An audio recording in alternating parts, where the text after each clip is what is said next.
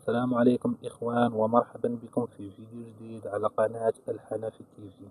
في هذا الفيديو غادي تشوفوا الجديد وآخر تطورات ملعب البريد بالرباط. قبل البداية في الفيديو لا تنسوا دعمنا بلايك الفيديو واشتراك في القناة، فضل وليس أمر. وشكرا للناس اللي تتفاعلوا معنا، شكرا بزاف وشكرا من القلب. أي واحد اشترك في القناة أو تفاعل معنا بلايك الفيديو أو كومنتير زوين وبارطاج، شكرا لكم من القلب. في هذا الفيديو الإخوان غادي نشوفوا الجديد وآخر تطورات ملعب البريد بالرباط الذي وصلت فيه الأشغال إلى النهاية. قبل البداية الإخوان كنبغيو نشكروا قناة تيم ستاد على التصوير الجميل. كيف ما كيعرف الجميع هذا الملعب سيكون الافتتاح ديالو إن شاء الله يوم 13 من هذا الشهر الجاري بمباراة المؤهل الملحق المؤهل الملحق كأس العالم 2026. كيف ما تشوفوا الإخوان في هذا الملعب في هذا الفيديو، الملعب صار جاهزا لاحتضان المباريات. روتوشات قلال وغادي يكون الملعب إن شاء الله جاهز لاحتضان المباريات.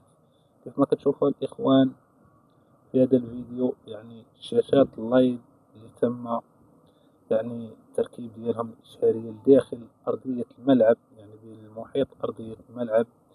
كيف ما تشوفوا الإخوان عملية السقف وصلات للنهاية ديالها، اللي تم تسقيف الملعب بالكامل. بقاو غير واحد الروتوشات القلال إن شاء الله وغادي يكون الملعب جاهز. كيف ما كتشوفوا أرضية الملعب الإخوان فهي جاهزة بواحد النسبة ديال 100%.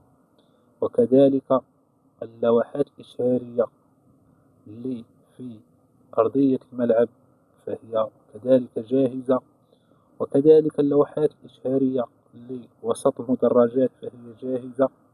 بقاو غير واحد الروتوشات الإخوان قلال وغادي نشوفوا الملعب جاهز لاحتضان المباريات.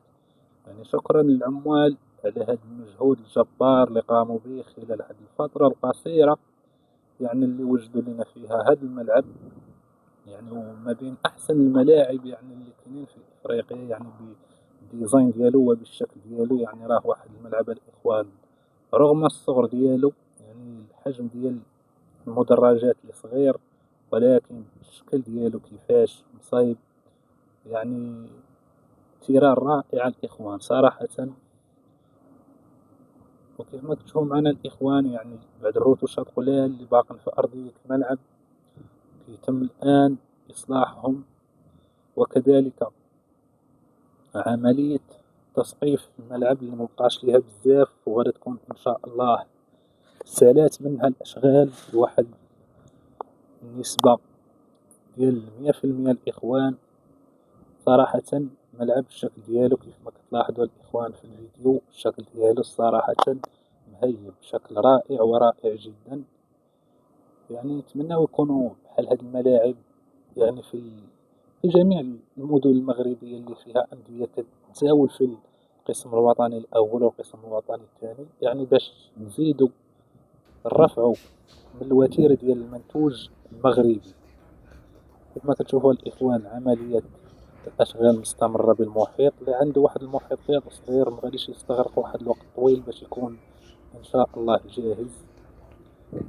كيف ما كتشوفوا معنا الملعب ما شاء الله ملعب جميل وجميل جدا، ديزاين واعر الإخوان. المحيط ديالو للأشغال كتبان بأنها وصلات النسبة ديال 99%. ضريبة سالية الإخوان مبقاش ليا بزاف، كيف ما كتعرفوا 13 في الشهر مبقاش ليا بزاف إن شاء الله، وغادي يكون تيران واجد باش يستقبل إحدى المباريات المؤهلة الملحق كأس العالم 2026. ما شاء الله الإخوان ملعب رائع ورائع جدا. وشكرا للأخ صاحب قناة تيم ستاد على التصوير الجميل وجميل جدا. كيف ما تشوفوا الإخوان تم وضع دكة بدلاء داخل الملعب، وكذلك اللوحات الإشهارية وكذلك يعني تم وضع الشباك، وأرضية الملعب كيف ما كتشوفوا متراصية. أرضية الملعب يعني جاهزة بواحد النسبة ديال 99%، غير واحد الرتوشات قلال كيتم صالحهم الآن.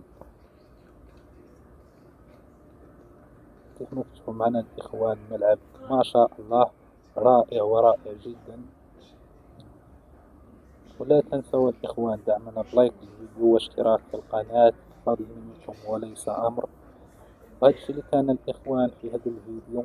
نتمنى الفيديو ينال الإعجاب ديالكم، نتمنى تدعمونا بشي لايك واشتراك في القناة باش تبقاو توصلوا بالجديد ديال